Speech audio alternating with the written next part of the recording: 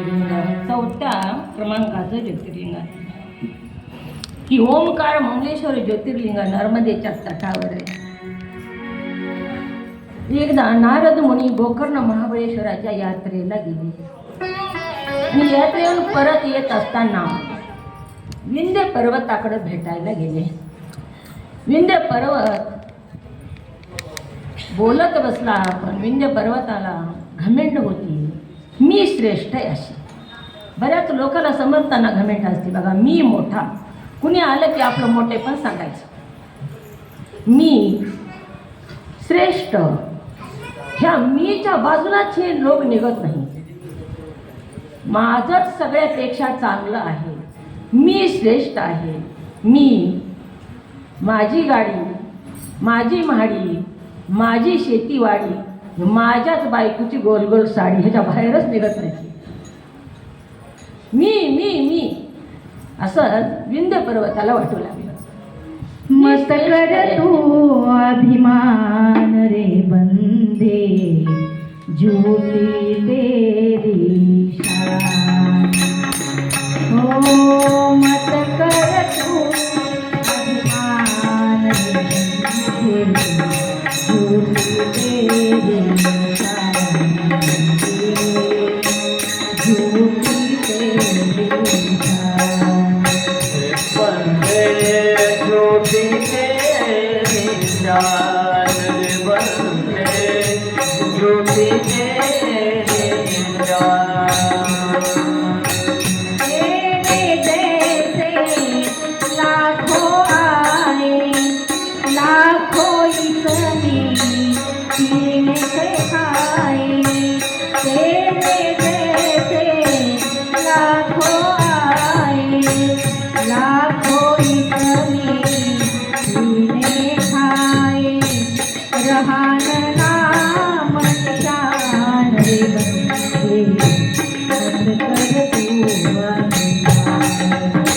मत कर तू अभिमान रे बंदे, मत कर तू अभिमान, मत कर तू अभिमान बंदे, मत कर तू अभिमान, मत कर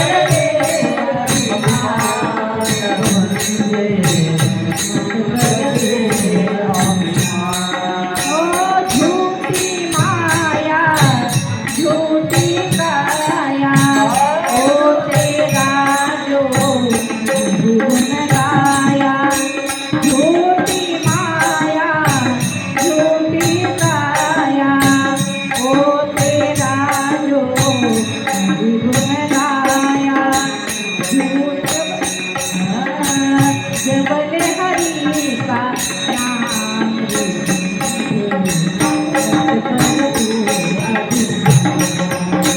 मत कर तू अभिमान, मत कर तू अभिमान,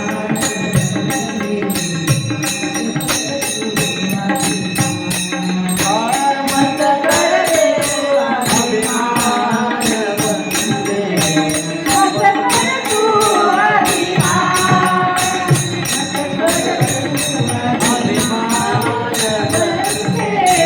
मत कर तू अभिमान.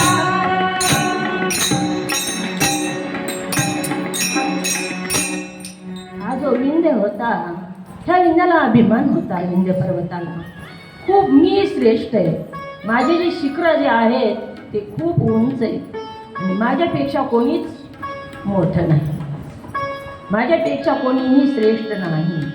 मला जास्त चांगलं येतं. बऱ्याच लोकांना वाटतं माझ्यासारखं कोणाला येत नाही आणि एकापेक्षा एक असतात. आणि विंध्य पर्वताच्या त्याच्याकडे गेलेले आहेत नारद मुनी. गोकर्ण महाबळेश्वराच्या यात्रेवर येत असताना मुक्काम पडला.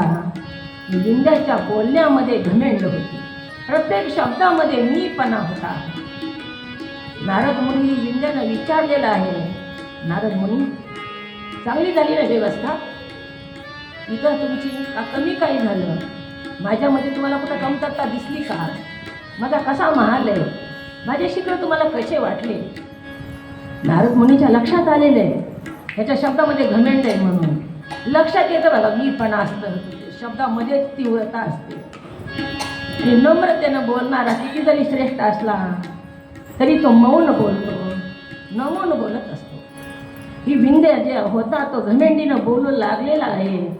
म्हणून नारदांनी सांगितलं, विंध्या तुझ्यामध्ये आहे, पण नारद चांगलं आहे तुझं सगळं, पण त्याला इतकं वाईट वाटलं की मला कुणीच कमी म्हणत नाही.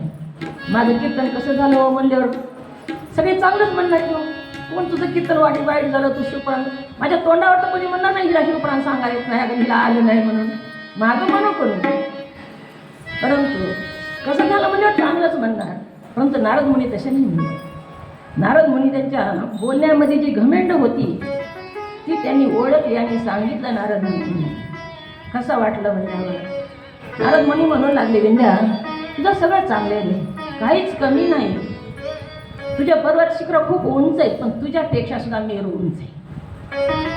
मेरूचे शिखर जे आहेत ते देव लोकापर्यंत पोहोचलेले आहेत.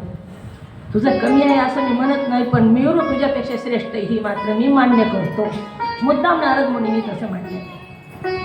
घमेंड ह्याला जास्त होती म्हणून पुन्हा त्याने काय केलं, मला मेरू सारखं व्हायचंय.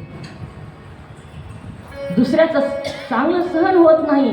दुसऱ्याचं चांगलं सहन करण्यासाठी खूप मोठं मन लागतं बघा.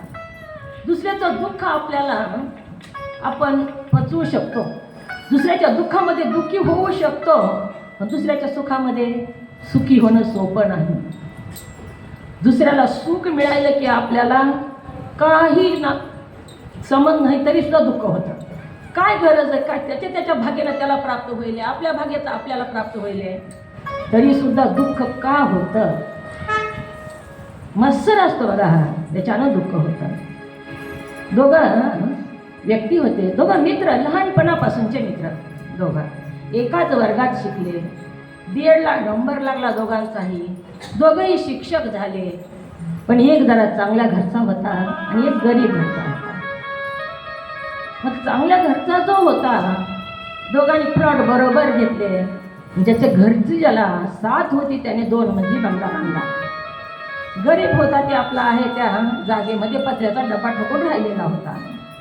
बराच काळ गेला आणि ह्या मुलाला चांगली नोकरी लागली. जो सामान्य परिस्थितीत होता त्याच्या मुलाला मी त्यानंही बांधकाम केलं. त्याचं 2 मजली होतं, त्याचं 3 मजली चढू लागलं. आता सांगा काही सुद्धा समज नाही तरी ह्याला वाईट वाटू लागलं. उगीच त्याला म्हणू लागला, अरे धूळच माझ्याकडे येईल आहे, तुझं सिमेंटाचं पोतं माझ्या गेटमध्ये आलं, ती उचलूनच टाक, किती दिवस बांधकाम सुरू आहे. त्याला म्हणता येत नाही की तुझ्या बांधकाम होईल म्हणून माझं पोट दुखायलं, असं म्हणता येत नाही. असं कोणत्या ना कोणत्या पद्धतीनं तो आपली वृत्ती तिथं प्रगट करतो. तसंच इथं झालेलं, ह्याला सहन नाही झालेलं विंध्याला. विंध्यानं देवाला प्रसन्न करायचं ठरवलं आणि मेरूपेक्षा श्रेष्ठ व्हायचं. मेरू माझ्यापेक्षा मोठा आहे ना, त्याच्यापेक्षा मोठं व्हायचं म्हणून ईश्वराची साधना करायची ठरवलेलं आहे. पार्थिव लिंगाची निर्मिती करायची, आव्हान करायचं, पूजन करायचं आणि विसर्जन नर्मदेमध्ये विसर्जन करायचं. मूळचं लिंग होतं तिथं ते ओंकारेश्वर होता. आणि पार्थिव लिंग जे निर्माण केलं 6 महिने एकाच आसनावर बसून, एकाच जागेवर बसून साधना केली. रोज पार्थिव लिंग निर्मिती करायची, पूजन करायचं, विसर्जन करायचं. हा सुद्धा नियम आहे. आपल्या पूजेचे नियम आपल्याला माहीत असायला पाहिजे. पूजा करत असताना आपली लिंग पूजा असो, कोणतीही पूजा असो, एकच आसन वापरावं. साधना त्याच्यामध्ये साठली जाते. रोज वेगळ्या आसनावर बसून जो साधक आहे ना, रोज जास्त साधना करतो त्या साधकानं रोज एकाच आसनावर बसावं, एकाच माळेवर जप करावा, जास्त प्रखर असतो. आणि एकाच आसनावर बसून 6 महिने साधना केली. जी पार्थिव लिंग होतं त्याच्यातून ममलेश्वर भगवंत प्रगट झाले. ममलेश्वर भगवान की जय. नमः शिवाय, शिव नमः शिवाय. नमः शिवाय.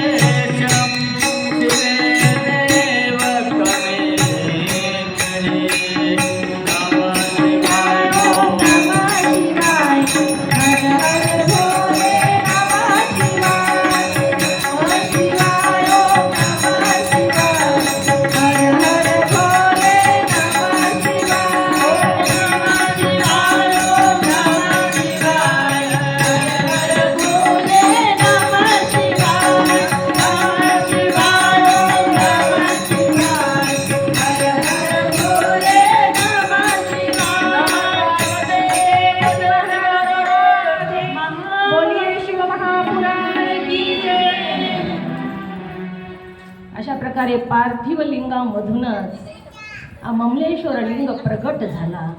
मूळ लिंग जे आहे ते ओंकारेश्वर आणि नर्मदेच्या दुसऱ्या तटावर जे लिंग आहे ते ममलेश्वर. दोन्ही मिळून एकच ज्योतिर्लिंग आहे. त्या विंध्यानं विनंती केली, तुम्ही आता इथंच स्थापित व्हावं. भक्ताच्या रक्षणासाठी वरदान देण्यासाठी म्हणून ममलेश्वर त्याच्या पुढचं ज्योतिर्लिंग केदारेश्वर सांगितलेलं आहे. या केदारेश्वर प्रगट कसं झालं? नर नारायणाने तपश्चर्या केली. नर आणि नारायण म्हणून विष्णूचे अवतार होते दोन्ही. नर नारायणाने दगडाचं लिंग करायचं, रोज आराधना करायची. नर नारायणासाठी देव प्रगट झाले. पण पुढे जेव्हा हिमालय पर्वतामध्ये 5 पांडव साधना करू लागले, युद्ध झालेलं होतं आणि युद्ध संपल्यानंतर कृष्ण परमात्म्याला पांडवांनी विचारलं, देवा आम्हाला मोक्ष मिळेल का? कृष्णानं सांगितलं, सद्गती मिळेल, मोक्ष मिळेल, पण आधी तुम्हाला नरकसुद्धा भोगावा लागेल. कारण तुमच्या हातानं जे करू ते भरावंच लागतं, करावं ते भरावं. हातानं गुरुची हत्या झाली, पूर्वजांची हत्या झालेली आहे, तुमच्या भावाची हत्या झाली, त्याच्यामुळे तुम्हाला आधी नरकवास भोगावा लागेल. तेव्हा पांडवांनी सांगितलं, त्यासाठी काय साधना आम्ही करावी? शक्य असेल तेवढी आम्ही साधना करू, आम्हाला तुम्ही साधना सांगा. त्यावेळेस कृष्णाने सांगितलं, हिमालयामध्ये रोज पार्थिव लिंगाचं पूजन करा. पार्थिव लिंगाचं खूप महत्त्व सांगितलं. पार्थिव लिंगाचं पूजन करा आणि पूजन रोज करायचं. लिंग तयार करायचं, पूजन करायचं, विसर्जन करायचं. आव्हान आणि विसर्जन असं बरेच दिवस पूजन केलं. एके दिवशी परमात्मा भेटायला आले. आपल्याला सुद्धा देव भेटतो बघा. कोणत्या रूपात भेटतो हे आपल्याला कळत नाही, पण देवाची भेट होते. आणि साधना असेल, अंतःकरण पवित्र निर्मळ असेल तर देव लक्षात येतो, ओळखता येतो. ईश्वर भेटायला आले आणि कोणत्या रूपात आले तर रेड्याच्या रूपात आले. भेटण्यासाठी रेड्याच्या रूपात आलेले आहेत आणि दर्शन दिलं आणि पळू लागले. पण पांडवांनी ओळखिलं आणि पांडव, देवा दर्शन द्या, देवा दर्शन द्या, प्रत्यक्ष दर्शन द्या, असं गुप्त दर्शन नको आहे आम्हाला असं म्हणून 5ही पांडव त्या रेड्याच्या पाठीमागं पळू लागले. आता पांडव जवळ येतात काय की म्हणून तोंड जमिनीत खुपसलं त्या रेड्यानं. रेड्याच्या रूपातल्या भगवंतानं, महादेवानं तोंड जमिनीत खुपसलं, परंतु भीम जो होता तो शेपटीला धरला आणि वरी वडून काढलं. मूग तुटलेले त्यावेळेस मूग बाजूला गेलं आणि प्रत्यक्ष महादेवानं त्या 5ही पांडवाला दर्शन दिलं. आणि त्या दर्शनानं तिथं त्यांना त्यांच्या अनेक पापाच्या राशी भस्म होऊन गेल्या, जळून गेल्या. 5 पांडवांनी महादेवाला वरदान मागितलेलं आहे, देवा आमचं पाप जळालं, परंतु तुझ्या दर्शनाला येणाऱ्यांचं सुद्धा पापाचा परिहार व्हावा. जे केदारेश्वराच्या उगम झालेल्या भागीरथीचं पाणी पितात त्यांना मोक्ष प्राप्त व्हावा. म्हणून केदारनाथाला गेल्यावर आपण म्हणतो, केदार जर गेलं तर उदराला पुन्हा येत नाही, पुन्हा जन्म घेणे नाही. केदारनाथाचं मंदिर सुद्धा पांडवांची काळीने पांडवांनी बांधलेले. केदारेश्वर भगवान की जय. नमः शिवाय. ओम नमः शिवाय.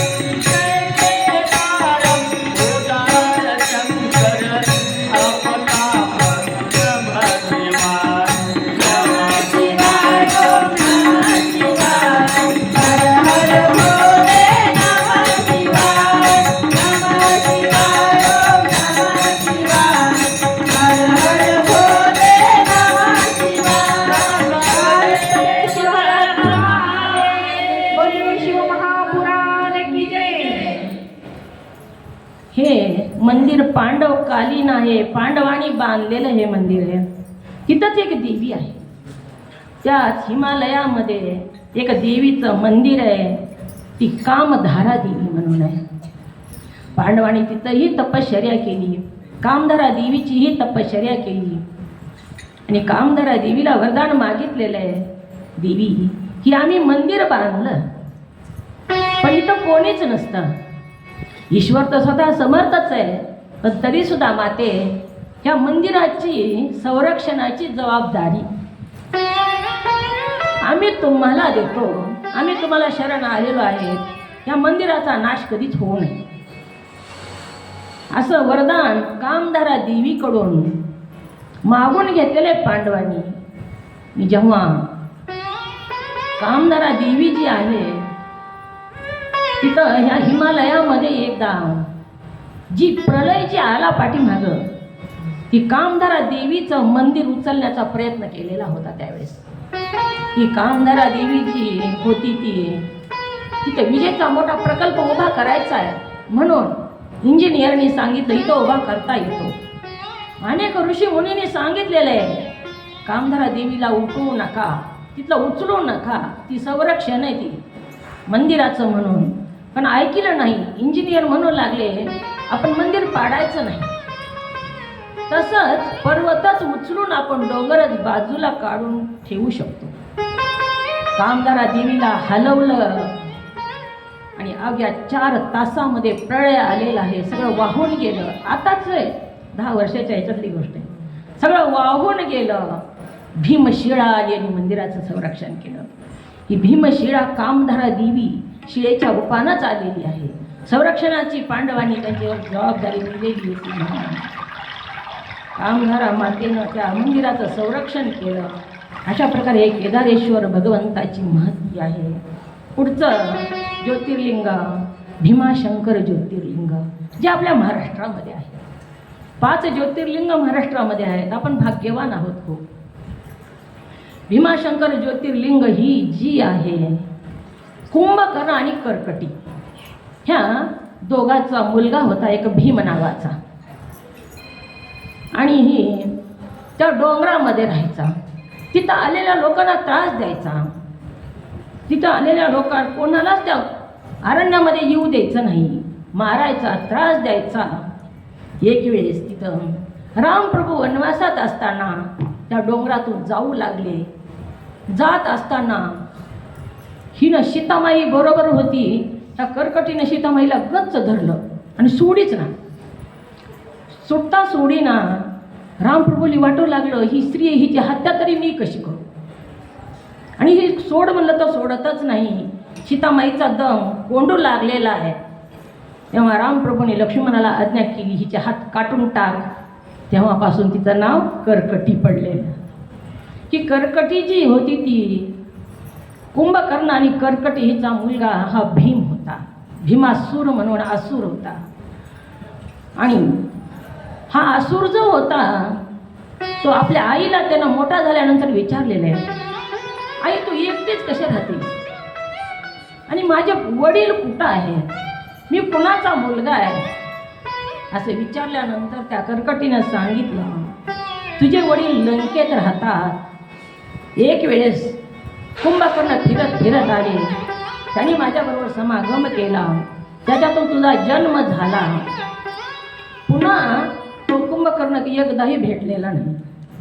परंतु त्या कुंभकर्णाला रामाने मारून टाकलं. असं सांगितल्यानंतर त्याला मत्सर वाटू लागला आणि विष्णूचा तो विरोध करू लागला. आणि विष्णूला मारण्यासाठी माझ्या वडिलाला ह्या रामाने मारलं, त्याचा बदला घ्यायचा म्हणून त्याने तपसाधना सुरू केली. ब्रह्मदेवाची तपश्चर्या केली आणि अमरतेचं वरदान मागितले, मी अमर व्हावा. ब्रह्मदेवानं अमर कोणीच नाही म्हणले, मीच अमर नाही, तुला अमरतेचं वरदान मी देऊ शकत नाही. पुन्हा त्याने अतुलनीय बल प्राप्त केलं आणि रामाबरोबर युद्ध केलं. लोकांना त्रास देऊ लागला, भक्तांना येऊ देईना. एक साधक भक्त तिथं भक्ती करत असताना धरून कोंडून ठेवलं आणि त्याला पूजन करत, तो भक्त होता त्याच्यामुळे त्यानं कोंडून ठेवलं तरी पूजन करायचं. बंदिस्त ठेवलेलं आहे त्या भक्ताला आणि त्यानं बंदिस्त असताना जेलमध्येच पार्थिव लिंगाचं पूजन सुरू केलं आणि त्याला कोंडून ठेवण्यासाठी जे द्वारपाल होते त्यांनाही पूजेच्या नादाला लावलं. ह्या भक्तानं आणि पार्थिव लिंगाचं पूजन हा करतोय ही लक्षात आलं ह्या भीमासुराच्या. तेव्हा तो तिथं गेला आणि त्याला धमकावलेला आहे, पार्थिव लिंगाचं पूजन करायचं नाहीस, महादेवाचं पूजन करायचं नाहीस म्हणून. पण त्यांना ऐकलेलं नाही. पार्थिव लिंगाचं त्याचं पूजन सुरू आहे आणि त्या बंदिवासामध्ये जी कुलूप घालणारे लोक ह्याला बंदीत टाकणारे होते त्यांना घेऊनच भजन करू लागला. त्या लोकांनी घेऊन बंदिवासामध्ये ईश्वराचं नामस्मरण करू लागला. एके दिवशी भीमासूर तिथं आला आणि बघितलं आणि तलवार उचलली. तलवारी डोक्यात घालणार तितक्यातच मधून परमात्मा प्रगट झाले. भीमाशंकर भगवंत प्रगट झालेले आहेत. भीमाशंकर भगवान की जय. नमः शिवाय ओम नमः शिवाय. हर हर भोले नमः शिवाय, नमः शिवाय ओम नमः शिवाय. हर हर भोले नमः शिवाय.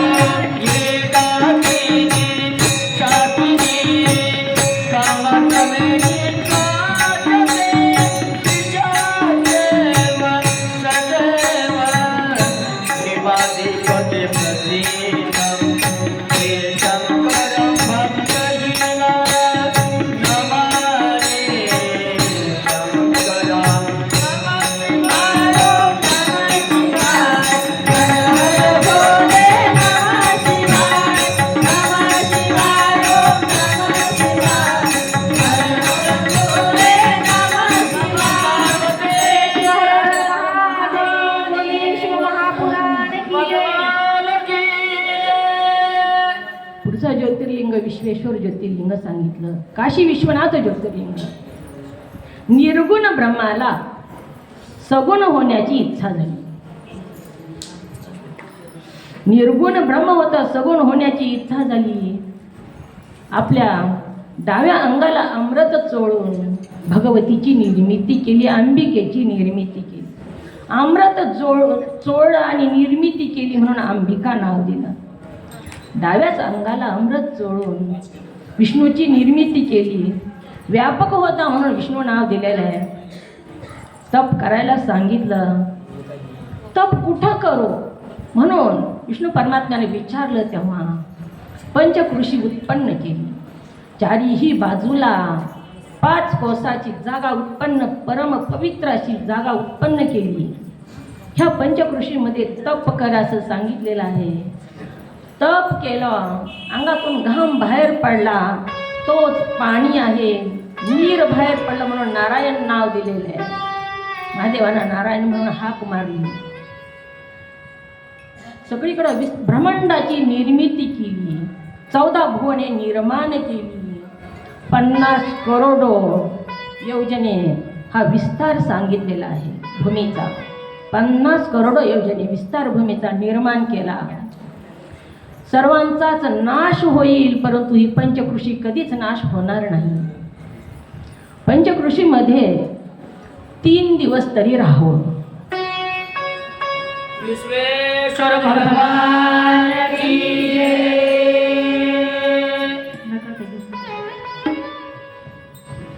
अशा प्रकारे ही अविनाशी अविमुक्ती नगरी उत्पन्न झाली. हिला अविमुक्ती का म्हणतात तर तिथं दर्शन करणारा मुक्ती देते म्हणून ती अविमुक्ती नगरी. त्या नगरीला आनंदवन सुद्धा म्हणतात. शिव पार्वती तिथं आनंदानं राहतात. आनंद वाटतो त्यांना तिथं राहण्यासाठी. ही शिवाचीच नगरी आहे. आपल्याला सुद्धा कुठं गेला तर आपल्या आपल्या गावाला आल्यानंतर आनंद वाटतो, कधी घरी जाऊ की वाटतं आणि आनंद वाटतो. तसाच शिव आणि पार्वती या नगरीमध्ये आनंदानं राहतात म्हणून त्याला आनंदवन असं म्हणतात. पुढचं ज्योतिर्लिंग त्र्यंबकेश्वर ज्योतिर्लिंग सांगितलेलं आहे. हे त्र्यंबकेश्वर ज्योतिर्लिंग गोदावरीला भूमीवर आणलेलं आहे. गौतम ऋषींनी त्र्यंबकेश्वर ज्योतिर्लिंग प्रकट केलेले आहे. गौतम ऋषींनी तपसाधना करून दुष्काळ पडलेला होता फार मोठा, पाणी मिळत नव्हतं, 100 वर्ष पाऊस पडलेला नव्हता. कुणालाच पाण्या वाचून सगळे पशु पक्षी प्राणी मरून जाऊ लागलेले होते. परोपकारी गौतम मुनी आणि तपसाधना वरुण देवाची, पावसाची म्हणजे वरुण देवाची तपसाधना केली आणि पाऊस पडावा म्हणून विनंती केलेली आहे.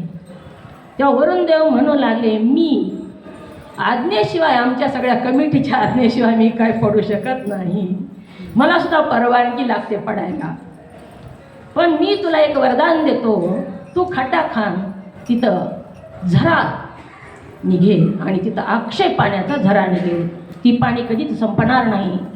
अशा प्रकारचा झरा प्रगट केला. त्या झऱ्यावर अनेक लोक जिवंत पशु पक्षी प्राणी राहू लागले. गौतम मुनींनी सकाळी साळ पेरायची, संध्याकाळी काढून घ्यायची आणि त्याचं भात करायचा आणि अन्नदान करायचं. अन्नदानासारखं कोणतंच पुण्य नाही म्हणून सांगितलेलं आहे.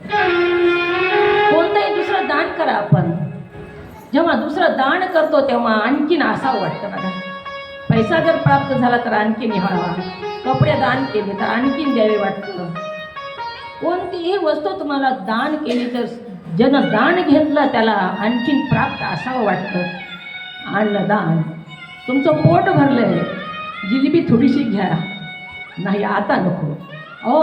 नवीन पदार्थ आणलेले आहेत, गुलाबजामू आणले, तुम्हाला खूप आवडतात, आम्हाला माहिती आहे, एकच घ्या, नाही आता नको.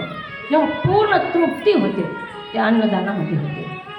अन्नदान सर्वश्रेष्ठ सांगितलेलं आहे म्हणून गौतम ऋषींनी अन्नदान केलं. परंतु अनेक ऋषीला सहन झालेलं नाही त्यांच्या बरोबरीच्या. आपल्या बरोबरीचं जर कोणी असेल पुढे चाललं तर सहन होत नाही. त्यांनाही सहन झालं नाही आणि त्यांनी विरोध केला.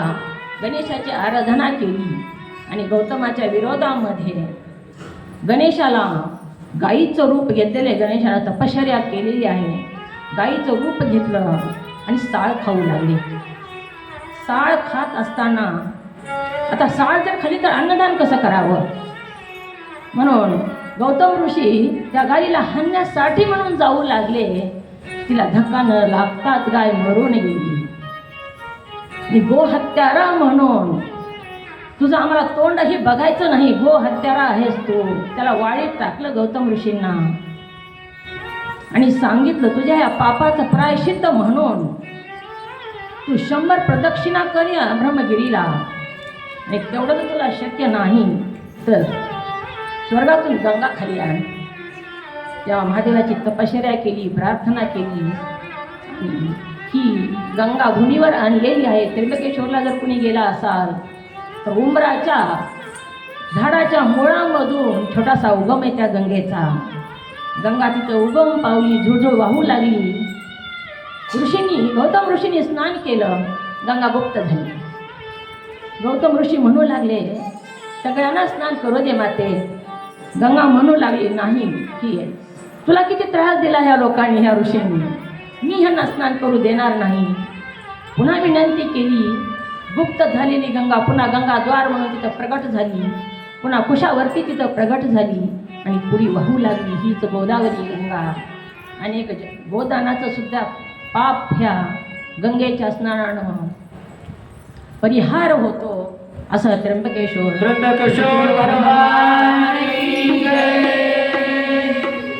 पुढे नागनाथाचं चरित्र आलेलं आहे. नागनाथ भगवंत हे जे होते, आपल्याला नागनाथ क्षेत्र माहिती आहे बघायचं. तिथं नागनाथ क्षेत्रामध्ये एक दारुका वन होतं आणि त्या दारुका वनामध्ये भवानीची तपश्चर्या करून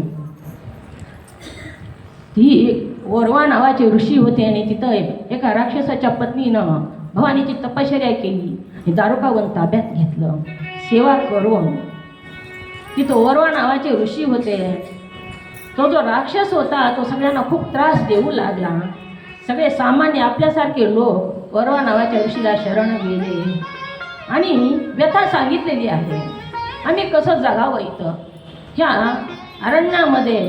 हा ऋषी हा जो राक्षस आहे तो आम्हाला बसू देत नाही, साधना करू देत नाही. वरवा ऋषींनी त्या राक्षसाला बोलावून घेतलं आणि सांगितलं, जर ह्या देवांना ऋषी मुनींना त्रास देशील तर जळून भस्म होशील. शाप दिला.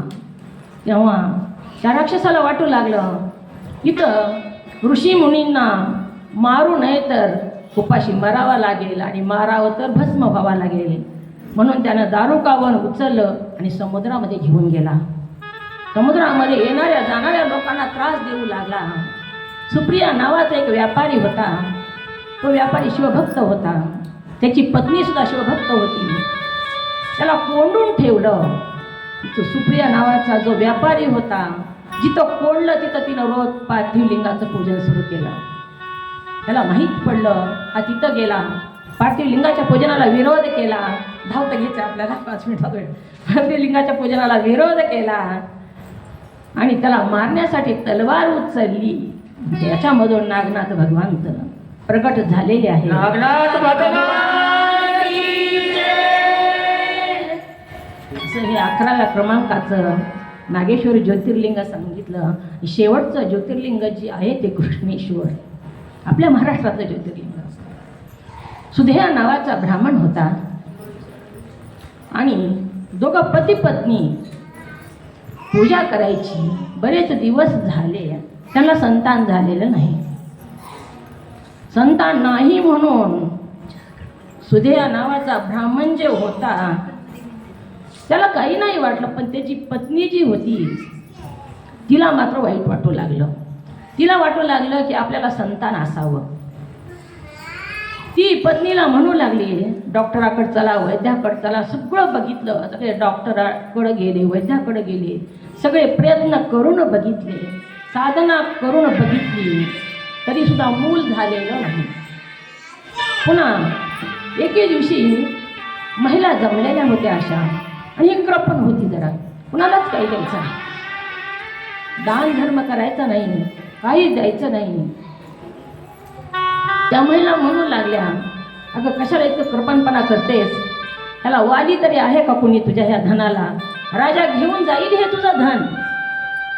तेव्हा तिला वाईट वाटलं आणि पतीला म्हणू लागली, तुम्ही दुसरं लग्न करा. पती नाही म्हणू लागले, भक्त होते ते. ती म्हणले, कशाला कुठाना दुसरंही, काही सुद्धा नको मला, आपण दोघंही मिळून शिव साधना करू, शिवाची आराधना करू आणि आनंदाने जीवन जगू. नकोय ती, काय करायचे ते संतान तरी. समजून सांगितलंय पत्नीला, अगं बघ, संतान असणारे लोक तरी सुखी आहेत का, त्याच्यापेक्षा आपणच सुखी आहोत. नको ते संतान आणि नको मला दुसरं लग्न. पती ऐकतच नाही. त्यामुळे गपचिपच माहेरी गेली आणि वडिलाला म्हणू लागली, माझी जी लहानी बहीण आहे भूष्मा, तिचं लग्न माझ्या पतीबरोबर लावून द्या. वडील नाही म्हणू लागले. वडिलाला गळ घातली आणि लग्न लावून द्या म्हणून सांगितलं. तिचे वडील तिथं आलेले आहेत आणि असू दे याला म्हणू लागले की लग्न करा भूष्मेबरोबर म्हणून. हे नाही म्हणू लागले. तेव्हा पत्नीनंही गळ घातलेली आहे. पत्नी म्हणू लागली, करा लग्न, मला पुत्र पाहिजे. सुधेया ब्राह्मणानं बरीच समजूत घातली, लग्न करणं बरोबर नाही, ही तुला सहन होणार नाही, तुझा स्वभाव मला माहीत आहे. तुझ्या बहिणीशी जरी तू लग्न लावून दिलंस तरी तुला ते सहन होणार नाही. मला नको आहे, संतान पण नको आणि लग्न पण नको, काहीच नको आहे मला ते. परंतु ही म्हणली, नाही मला पाहिजे ना, तुम्हाला नको आहे, पण मी संतानाशिवाय राहू शकत नाही. एवढी प्रॉपर्टी आपली ती राजा घेऊन जाईल किंवा कोण वाली कुणीतरी पाहिजे ह्याला, म्हणून संतान पाहिजे म्हणून घळ घातली आणि लग्न करायला लावलं. भूष्मा शिवभक्त होती. भूष्मेलाही बरेच दिवस संतान झालेली नाही ना. भूष्मेनं आपली जी मोठी बहीण सुधेया हिला म्हणू लागली, ताई मी पूजा करू का महादेवाची, पार्थिव लिंगाचं पूजन करू का विचारून रोज 101 पार्थिव लिंगाचं पूजन करायचं, निर्मिती करायची. पहाट ब्रह्ममुहूर्तावर निर्मिती करायची, आव्हान करायचं, पूजन करायचं आणि ते लिंग घेऊन तळ्यावर जायचं आणि लिंग विसर्जित करायचं. असा तिचा नित्य नियम होता. 101 शिवलिंगाचं पूजन झालेलं आहे. मुलगा झाला, हळूहळू वाढू लागला. घर आनंदित झालेलं आहे. पैंजण अंगणात वाजू लागलेले आहेत. दारातली रांगोळी विस्कटू लागलेली आहे. सगळीकडे आनंदी आनंद झाला. मुलगा कलेनं वाढू लागला, मोठा झाला. लग्नाचं बघू लागले. लग्नाचं बघत असताना सुदेय ब्राह्मण जो होता तो त्याने घृष्मेला सून चांगली आहे का विचारले. एवढंच कारण झालं आणि तिला मनात मत्सर आलेला. मत्सरानं ती पेटून गेली. तिला वाटू लागलं हिचा मुलगा आहे म्हणून हिला विचारलं. असं वाटून पुन्हा लग्न जमलं, लग्न झालं. सून घरामध्ये आली तरी ती विरोध करू लागली, भांडण घालू लागली. कृष्णा म्हणू लागली, अगं ताई तुझीच सून आहे, तुझाच मुलगा आहे. परंतु तिला वाटू लागलं हिला आता नातरुंड होती, ती नवरा बायको बोलत बसती आणि मला ती नको, मला ती नकोय. ह्या दोघांनी गोड बोलत बसलेलं मला जमणार नाही.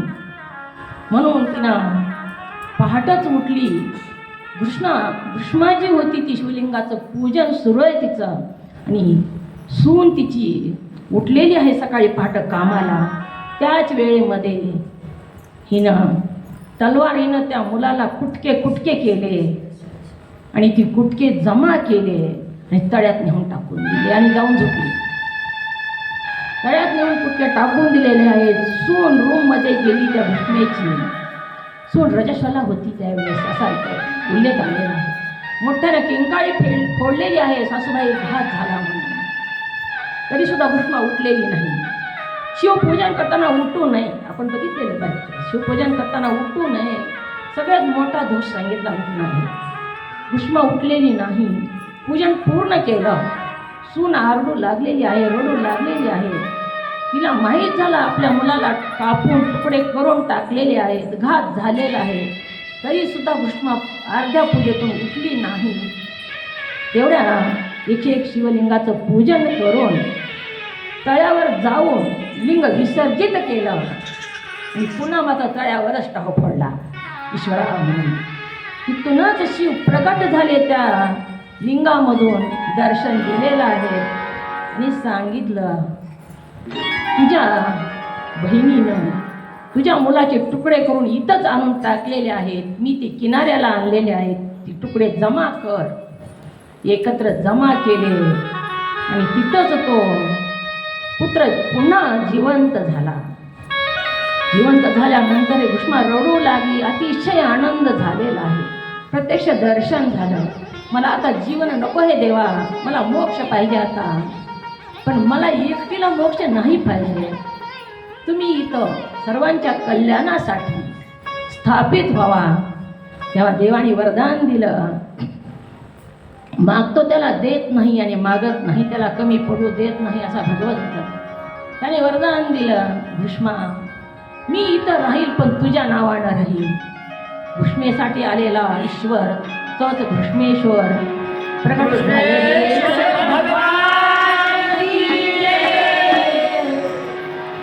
अशा प्रकारे या शिवमहापुराण कथेला आज पूर्ण विराम आहे. भावता घ्या म्हणल्या म्हणून पटपट घेतलं. आपला वेळ झालेला आहे. एक घ्या. नमस्कार.